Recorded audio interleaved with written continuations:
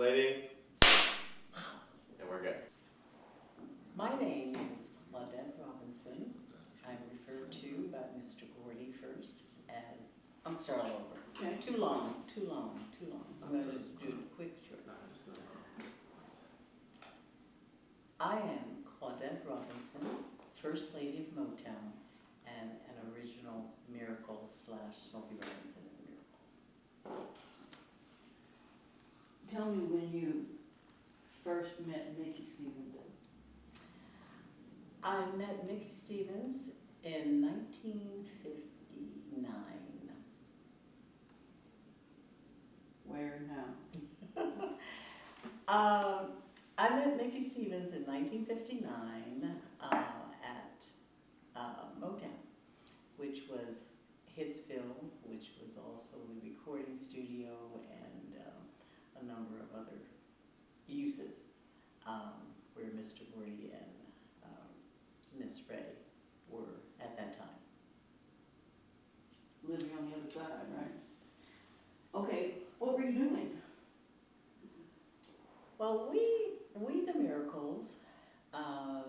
the Miracles came about when I joined the guys who were the Matadors, and I had a sister group, the Matadorettes. And the reason for the name change is we had our first release, and they needed a name that would suit a girl being in the group. And so as a result, the Miracles were already there because we had met Mr. Gordy in 1957, and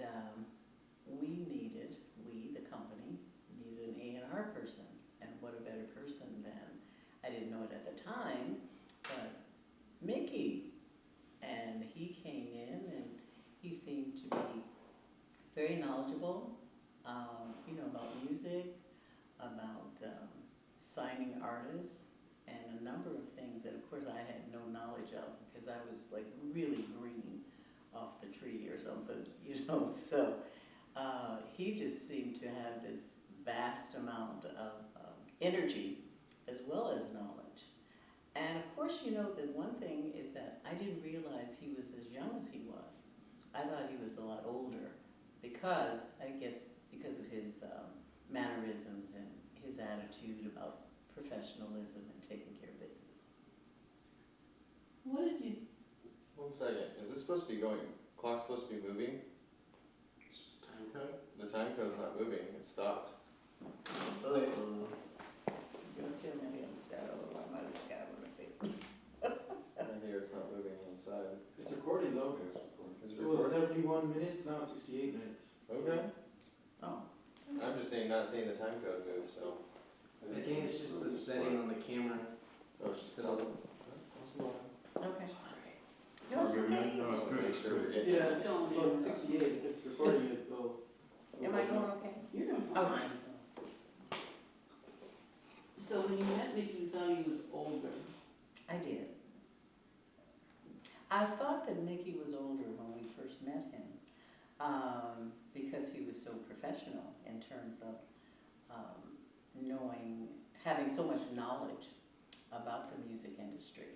And mine was extremely limited. My knowledge was, we were just actually started, even though we had been in and on the road for a couple of years, about a year and a half. We the Miracles started with Mr. Gordy in 1957, a couple of years before Motown began. Mickey always says that he didn't know what the hell he was doing. He didn't know what an A&R man was, Yes. and he was always making dumb mistakes because he didn't really know how to treat people when they would come in with their songs or whatever. And I guess he didn't appear that way to the people at Motown. It was just his own secret knowledge. Well, he certainly didn't appear to me in that way. Mickey seemed to know all that there was to know about the industry. Of course, my knowledge was extremely limited, but I didn't know any A&R people. He was the first person that I'd known that had the title, and I didn't know exactly what they were supposed to do, but whatever he was doing, I thought that he knew what he was doing.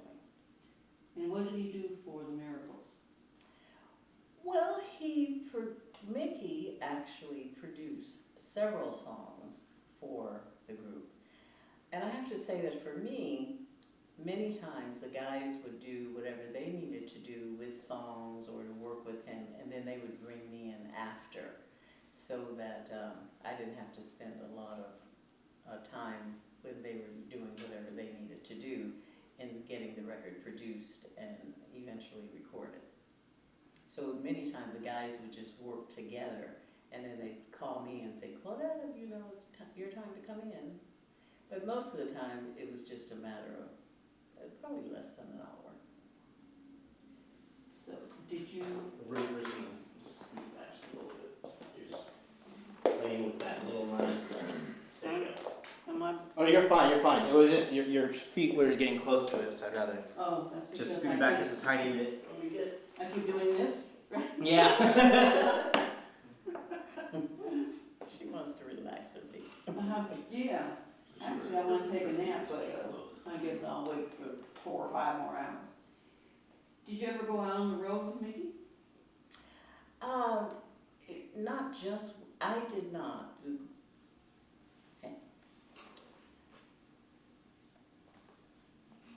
The group didn't actually go, as you say, out on the road with Mickey, but he went with us to observe and see what we were doing and how we were doing it and if we were doing it correctly.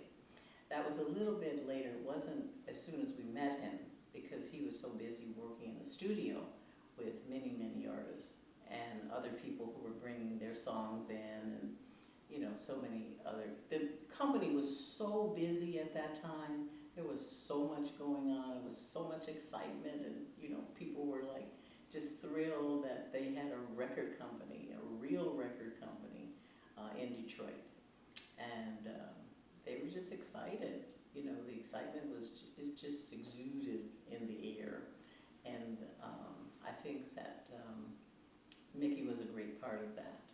You know, but I think everybody added something. I mean, even people that you probably would not even know about, they all had a little part that they added to make the company become what it has become today. You know, Motown. And I'm so happy to have been a part of that. Okay, let's talk about Mickey the guy instead of Mickey the A&R guy, okay? Well, I knew Mickey when he and Kim Weston were married, and since I was a couple with my then husband, Mr. Robinson, we all would often take trips together and, you know, go to concerts, do a lot of things together, because the females, many of the females at the company at that time, we had a club, and we were working to raise money for young women, to get them scholarships for school, and anything that we could do that would help them either emotionally or financially. So we would put on events, and we had one that was a boat cruise with Representative Councilperson Senator John Connors. I believe he's a senator at this time. And one of the wonderful times that we had was going to Acapulco. There were like 4 couples. It was Ronnie White and his wife, Jimmy Johnson and his wife, which Jimmy was a road manager, not really in the performing side, and Kim and Mickey, and Mr. Robinson and myself. Well, I guess that person is Smokey, but anyway, we all went. And we had such a great time. One of the things that I remember so much about that trip is that, number one, we were so thrilled and excited that we could be there. But when we got there, everybody dashed to their room, you know, opened up their suitcases and went dashing down so we could just spread out and just get all the sun. And Kim, who is a little darker hue than the rest of us, went and just laid out in the sun. And we said, you better put on some sunscreen. And she's like, oh, no, I don't need any because I'm darker or whatever. Okay, and maybe like 4 hours later, she could not even move. She was so sunburned, even more than the rest of us, you know. But we had such great times together. He is, I think, a natural comedian. And he tells like these jokes that you have to like kind of listen to make sure that it's a joke or is he talking some serious whatever. But I found him, he was always, I have to say, and I have to proudly say this for all the men at Motown, they were always gentlemen around me, always. I mean, I could not have had a better career because all the stories that women say happened to them did not happen to me. The men were respectful. They didn't curse around me. If they made a mistake and said a word, they'd be like, you know, like, oh, God, it's you. And I appreciate that. I appreciate it much more so now than when I was, you know, a lot younger. But I have to give him really proper credit, as they say, his propers, for being a gentleman. And all I can tell you is my experience.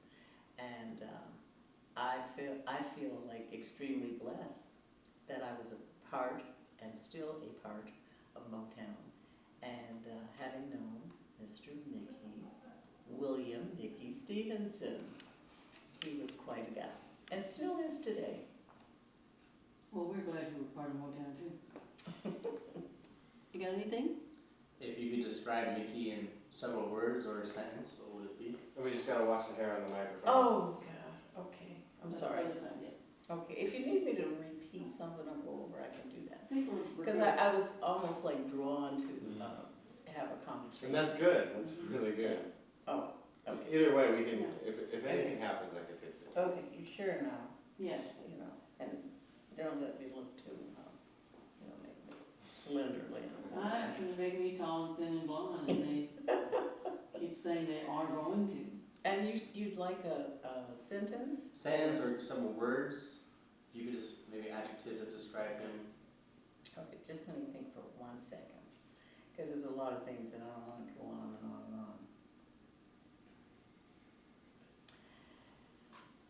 on. Mr. William Mickey Stevenson was a dynamic personality, innovative in the industry, and a very knowledgeable guy that made it possible for so many of the artists to reach their ultimate dream. Sounds like perfection to me. What would you describe the studio sessions were like with Mickey? When She you were said- recording? She did say that she wasn't in there very much. Oh. And Well, just- we didn't, actually, we didn't do a lot. You know, Smokey was our main writer and producer. So we didn't do as many songs with Mickey as the other artists, as many of the other artists, because we were probably 96, 7, 8% Smokey as far as the producer, as producing went. So we had very few other producers. You know, now and then we do 1, maybe 2 songs, occasionally 3, but that was about the sum of the number of times that we worked with other artists. We knew them in other capacities because the studio was 24 hours a day. Mhm. So with it being 24 hours a day, you could go in at any time and, you know, participate sometimes because they needed foot stomps or hand claps or something else that they needed, the producer needed, and so you were just there to volunteer. And you didn't ask to be paid, you didn't think, well, I gotta get, you know, whatever, or sign a contract or anything. I mean, many times you were on the record, but nobody knew it except you. And it was fine, because we just had so much fun. And the other thing that I think that probably people may not know is that we were all teenagers. And so as teenagers, you know, everything is fun, usually. And what an exciting time, you know, to be there, to just kind of enjoy each other's company and laugh and have fun. And we didn't have a lot of responsibilities because nobody was really, well, I had a job. Forgot, I did have a job. Well, I won't tell you all about my job. I'll tell you about Mickey because Mickey, as he came in, I thought that he had been doing A&R or something to that, same status for years. I didn't realize that he was just starting out pretty much like we were. And that was something different to know about him.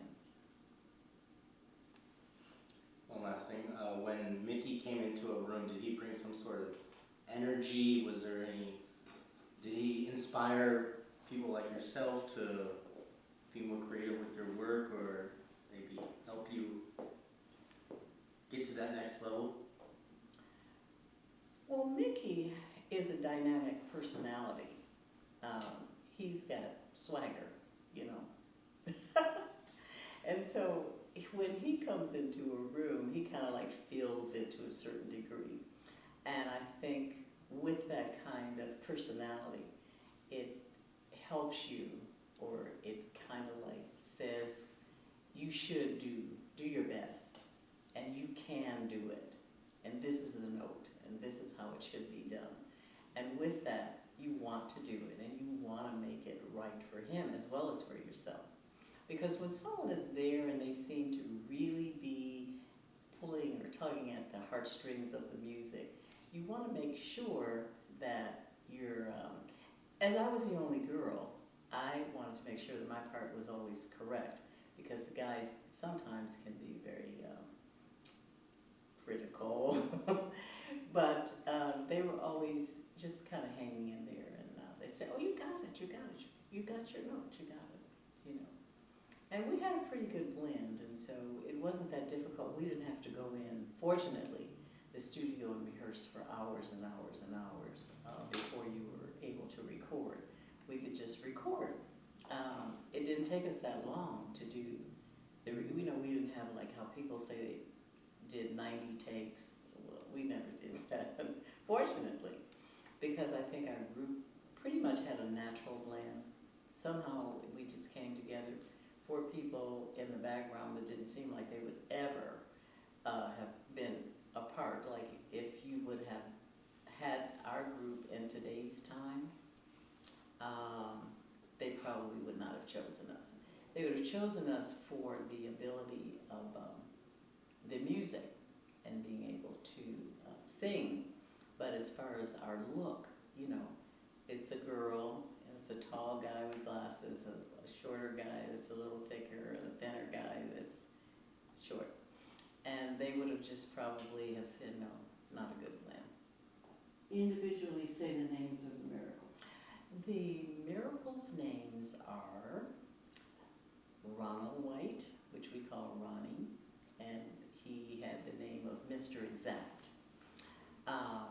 There was Warren Pete Moore, who was our bass singer, and great musical knowledge, tremendous knowledge about music. Then there's my cousin, Robert Bobby Rogers, and they called him Mr. Pablo. And there was also our lead singer, who was William Smokey Robinson, and my name is, again, Claudette Robinson.